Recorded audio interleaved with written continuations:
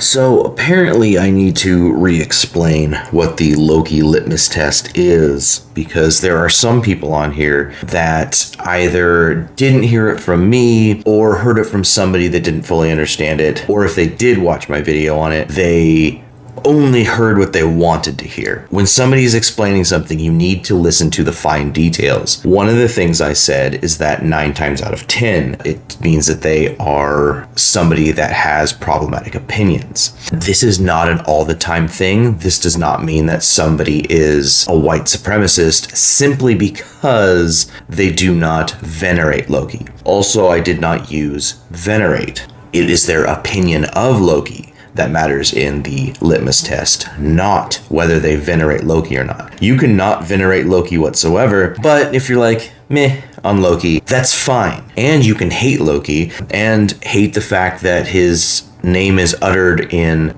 bloat and stumble, and also not have certain problematic opinions. It is simply a sign of problematic opinions. It is a sign of problematic opinions because people that hate Loki and see him as a villain, see him as this main antagonist, as some people have called him, people with that opinion tend to still believe in the Christian hegemonic principle of dualism, of seeing someone that is not like you as evil, that shadow aspect, if you will. People that are outside of your Ingengard, outside of your inner yard, as bad or negative. That is a very black and white understanding. It also doesn't really give a whole lot of understanding to Ingengard and Utgard as concept. The Loki Litmus Test is simply one sign that means you need to look for other signs of problematic opinions. Because typically, if somebody does not like Loki, you will notice other signs. You might notice that they're a lore purist, for example. You might notice that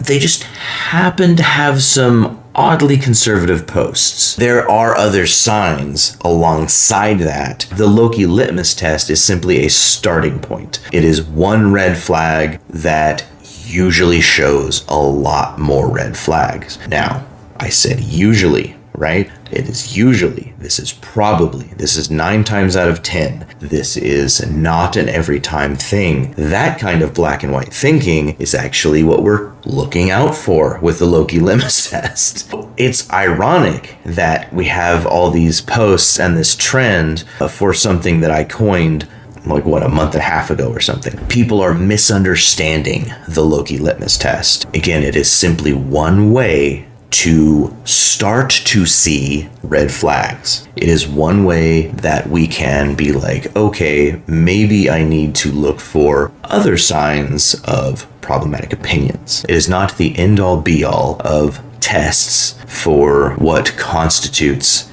a hateful ideology. It is simply a sign that those other opinions are likely there. Again, that is likely, that is a probably, that is a most likely, that is not a 100%.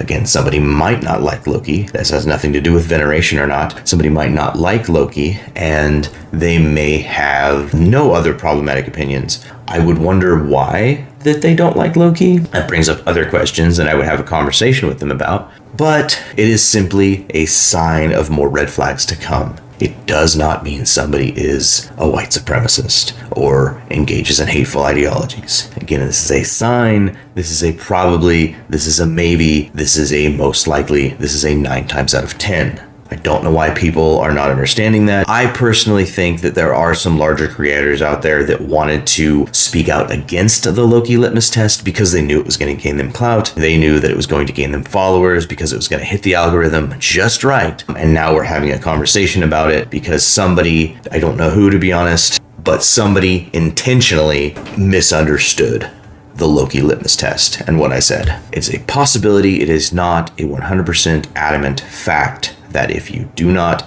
like Loki, that you have a negative opinion of him, that you are some kind of white supremacist or other hateful ideology. It is simply a sign, and then look for those other red flags. Are they a lore purist? What other kinds of things are they posting? Are they actively deconstructing? Are they somebody that is engaging in problematic behavior or justifying the problematic behavior of others? These are other signs to watch out for. It's simply that the Loki Litmus Test is the starting point of maybe I should have my guard up. Maybe this person is not somebody that I would want to hold frith with. That's literally all it is. Hopefully that clears things up and people will start to understand better.